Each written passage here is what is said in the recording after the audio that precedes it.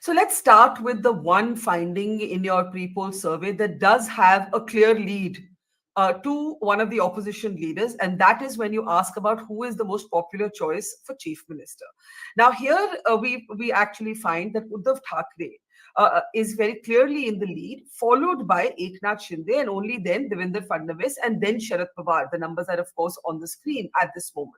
Now, do you think, given these numbers, the opposition in Maharashtra is making a mistake by not declaring Uddhav Thackeray to be a chief ministerial contender? That said, uh, the other side, the BJP Shinde coalition, has also not declared Mr. Shinde to be a contender. I was interviewing a leader of his party, and she said, but he is our chief minister. And Devendra Fadnavis was very cryptic, asked recently, who is the chief ministerial contender? He pointed to Eknath Shinde and he said, our CM is sitting here. But that's not the same as actually declaring a CM contender, right?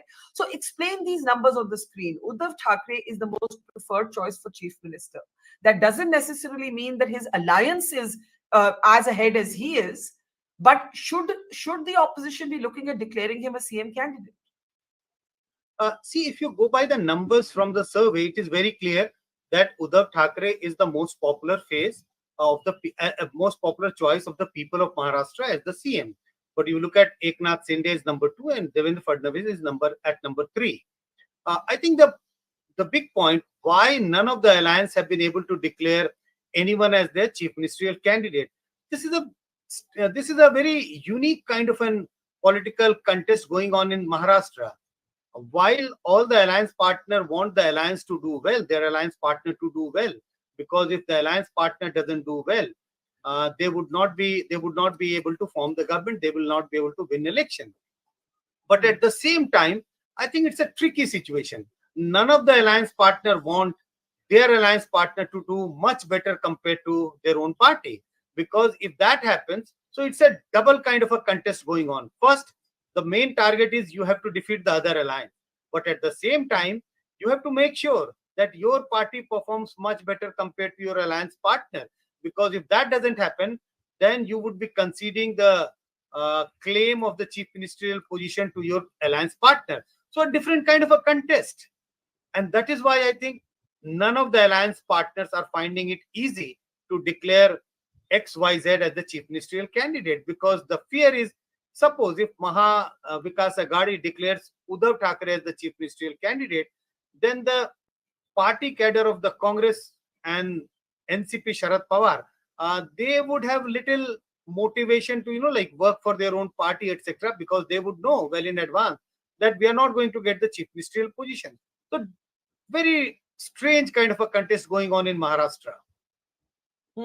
Now, if you look at some of the other findings of your survey, it's also very confusing because I think you said that 1 in every 5 voters were satisfied with the performance of the Shinde government. This is despite the fact that most of those surveyed also said that corruption has increased, unemployment and inflation are the main causes of concern. But if you look at these numbers, 41% said that they were somewhat satisfied. More people were somewhat satisfied than they were dissatisfied. I think that's the big story that's coming out of Maharashtra in this survey. Explain that finding. I would look at the two extreme responses. Fully satisfied 20% and fully dissatisfied is 18%. The clear indication is that if I look at the evaluation of the work done by the Shinde government, how people evaluate, the opinion is divided almost half-half. Because somewhat satisfied also includes those who may be somewhat dissatisfied. So that those are the middling categories doesn't tell you the full story.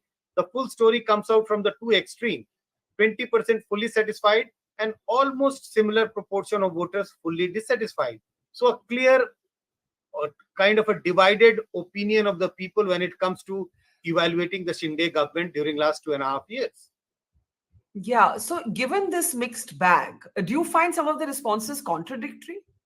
Because corruption has increased, not dramatically. Basically, what your survey seems to show is that nobody finds a dramatic difference in the performances of the two alliances. That's one. But they do say corruption has increased, but yet they say they're somewhat satisfied So there are more people satisfied and fully satisfied than they are dissatisfied. So that means that there is no great anger against the Eknath Shinde government. Absolutely. There is no great anger against the Eknath Shinde government. At the same time, there is no massive satisfaction, massive endorsement of the work done by the Shinde government.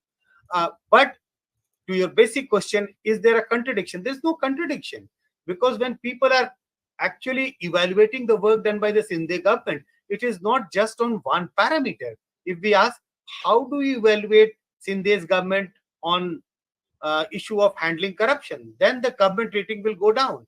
But when the government doesn't do only one work, the government does several kinds of work. People may be unhappy about one kind of work, clearly coming out on 2 or 3 accounts, which is about corruption, price rise, unemployment. But there are other factors on which people evaluate positively the work done by the Shinde government. And that is why you can see that half of the people are fully satisfied, and at the same time, more or less similar proportion of voters are fully dissatisfied. So there is no contradiction, and these are contradictions in minds of all of us. We may like some of the work done by a present government, but at the same time, same government, I may not like one or two work done by the same government. Professor Sanjay Kumar, where is the Congress in this entire equation? And the reason I'm asking this question is, in the Lok Sabha elections, a lot of the perception was that there was sympathy for Uddhav Thackeray, that his party, his family's legacy had been taken away from him. But if you looked at the strike rate of the Congress was unexpectedly better than that of the Shiv Sena UBT, even though it didn't have a clear leadership phase. Where is the Congress in this whole equation in these assembly elections? Barkha, you used the word unexpectedly. Congress performed very well. I think that if you look at the sheet sharing equation for the assembly election, the alliance partner also believed that it was unexpectedly Congress performed very well. Because if they had recognized, look at the situation, even their own alliance partner are not ready to recognize a very good performance by Congress party. Had they recognized that, Congress party should have been given larger number of seats to contest, which is not the case. There is a lot of contestation within the alliance partner, but as of today, it is believed that all the 3 alliance partners are going to contest almost equal number of seats. So yes, we all know Congress performed very well in the Lok Sabha election, but I don't think that the alliance partner are ready to recognize that. So the Congress situation is more or less equal as Uddhav Thackeray in the alliance or Sharad Pawar's NCP in the alliance. Congress is not playing a very predominant role within the alliance partner. Now, you say that you don't find the voters very sharply leaning in favor of one or the other alliance, but you have given a slight edge to the MVA. You have given a slight edge to the opposition parties. Why is that? Because if you look at different sections of voters, so Maharashtra Vikas Aghadi has a lead among, say, the Muslims, the Buddhists, the poor, and there are few other sections. Kunbi voters are equally divided. And if you look at the other voters, the Marathas, the upper class voters, and few others who are the Dalits, there is slight edge of Mahayuti among the Dalits, there is slight edge of Mahayuti among the Marathas, etc., etc. So if I look at how the caste community is playing out or how they intend to vote, because remember, this is a survey which was conducted even before the dates of Maharashtra Assembly elections were announced. So if I look at how the voters belonging to different social communities, whether it is caste, class, region, or age, so it gives a sense that at the start of the race, Maharashtra Vikas Aghadi had a slight edge, just a slight edge, 1.5%, 2%, not more than that. That's the sense we got when we did the survey in the last week of September and ending in the first week of October.